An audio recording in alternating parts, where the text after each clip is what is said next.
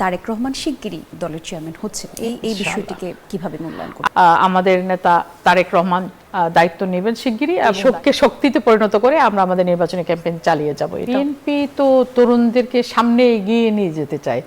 BNP সবসময় তরুণদেরকে উৎসাহিত করছে এবং বিএনপি সবসময় বলেছে যে তরুণরা বাংলাদেশের রাজনীতিতে একটা বড় ভূমিকা রাখতে পারে এবং তাদের সেই সুযোগটা তাদের সামনে আছে। এবং আমরা যদি দেখি যে 17 বছর পরে যারা ভোট দিবে সেই ভোটারের মধ্যে তরুণদের সংখ্যাটা কিন্তু অনেক বড় একটা সংখ্যা এখানে আছে যারা ভোট দিতে পারে নাই গত 17 বছরে।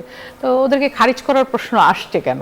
কারণ বিএনপি তো জুলাই সনদেও স্বাক্ষর করেছে, কাজেই বিএনপি এখানে তরুণদের খারিজ করে দিতে চায়, এটা বোধহয় সঠিক নয়। আমার কাছে মনে হচ্ছে এটা একটা ভুল ধারণা হতে পারে।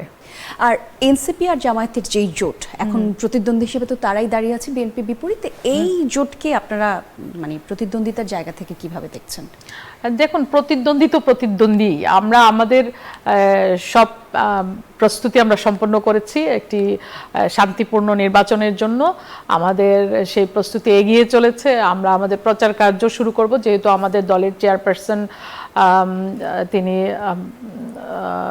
30 তারিখে উনি মারা গেলেন। তো এইটা নিয়ে আমাদের 7 দিনের শোক চলছে। এই শোক কাটিয়ে ওঠার পরে শোককে শক্তিতে পরিণত করে আমরা আমাদের নির্বাচনী ক্যাম্পেইন চালিয়ে যাব এবং নির্বাচনকে শান্তিপূর্ণ করার জন্য যে পদক্ষেপ নেওয়া দরকার সেগুলো আমরা করব। আমি বলেছি যে আমাদের নির্বাচন পরিচালনা কমিটি ইতিমধ্যে তৈরি করা হয়েছে এবং সেটি আজকে প্রথম সভাও করেছে তারা, এবং আরও অনেক উপকমিটি তৈরি হবে যারা ভিন্ন ভিন্ন কাজগুলোতে নিজেকে সম্পৃক্ত করতে পারবেন এবং একটা স্পেসিফিক বিষয় নিয়ে একজন টিম লিডার থাকবেন যিনি ওই বিষয়ের উপরে কাজ করবেন।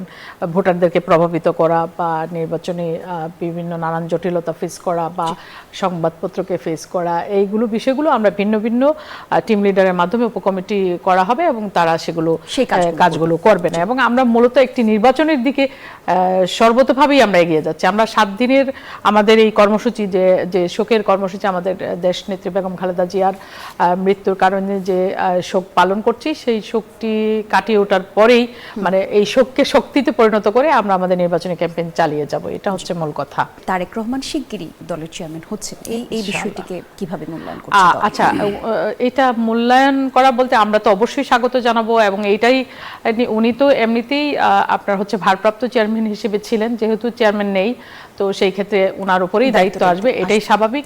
এবং বাংলাদেশের মানুষ এটাকে ভালোভাবেই গ্রহণ করবেন। দলের নেতাকর্মীরা অবশ্যই ভালোভাবে নিচ্ছেন এবং নেবেন।